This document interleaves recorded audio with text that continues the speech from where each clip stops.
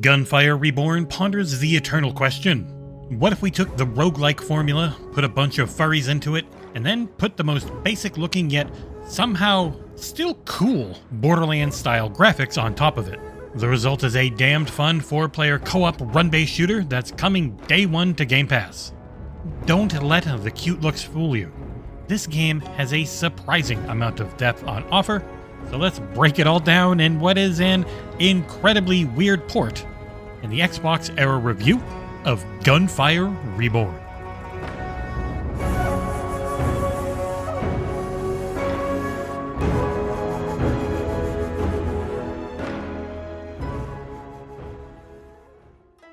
Coming from a developer in China, Gunfire Reborn was originally released on PC back in 2020. You start the game off as a cute little kitty cat, quickly learning the structure of each level in Google Translate level still image cutscenes. There is ancient evil, and you want to beat it up and take its treasure.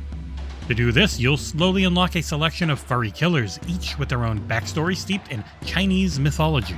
Heck, quite often the UI will even have Chinese characters in it. French, Spanish, and various Southeast Asian languages have cropped up in item descriptions and dialogues at times for me. It's kind of a barely functional port in a dozen ways, yet I still had an absolute blast playing it. The game itself is a very light roguelite, with a large leveling tree that offers up quick and great feeling power ramps. To get these levels, you will go on runs through a series of acts that range from underground caves to sandy dunes, bogs, and more. Each act has a set number of procedurally generated levels and features an act-specific boss at the end, though that can change up occasionally. The level tiles in each act differ from one another well enough, though the same layouts do get repeated often per act.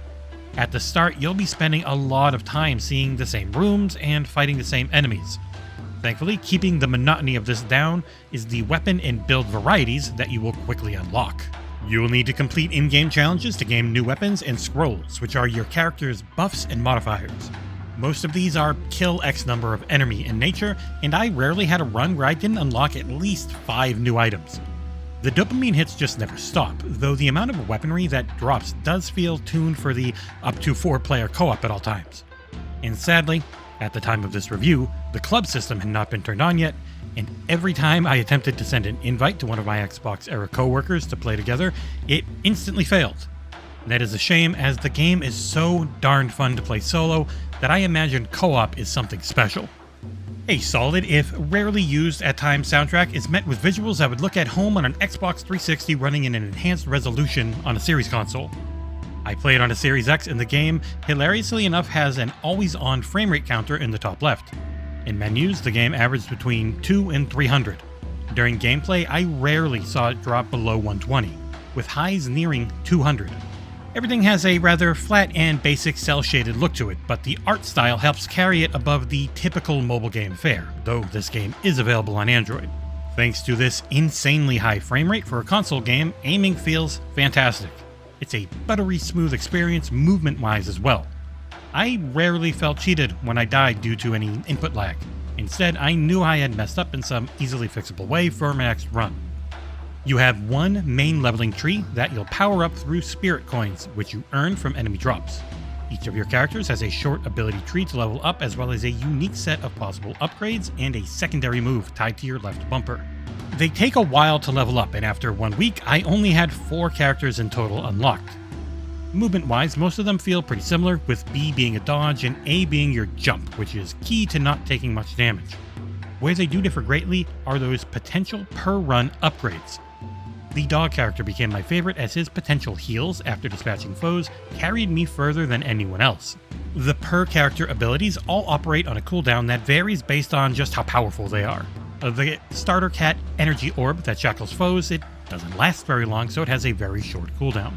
The dog's dual-wield ability, though, is quite potent with the right weapon combinations, thus it has a far longer cooldown, as an example. And the best controls in the world wouldn't matter if the guns weren't fun as well, but thankfully, they are the best part of the game. You have pistols, throwing daggers, SMGs, shotguns, grenade launchers, missile launchers, bows, there's a lot of weapons, and various versions of them based on their random attributes, and they are the star of the show. Every weapon has a level, and you can upgrade your current ones at an in-run blacksmith using a coin currency that also drops from enemies.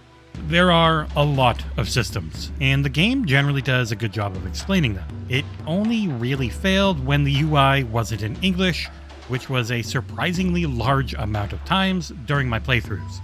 And while the UI and invite systems have major issues at launch, the rest of the game has been rock solid. Performance is super steady thanks to its lack of a frame rate limit cap, and you can change the field of view, which helps greatly in keeping down motion sickness. Gunfire Reborn is non-stop action, and I actually did find my hands got fatigued whenever I was using a non-automatic weapon like a crossbow and I had to keep pressing the right trigger. There were also some color blindness accessibility options and difficulty settings to help those who may need them as well. In conclusion, it isn't the prettiest, nor does it feature the best translation, but Gunfire Reborn is stupidly fun to play.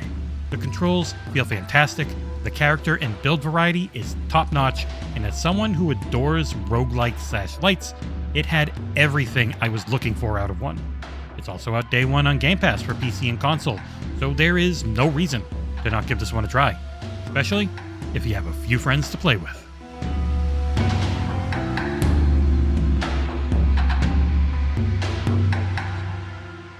Thank you so much for watching, and if you can like, comment, subscribe, and maybe even join the channel, it's the best way to help us grow. And we'll see you here next time on XboxEra.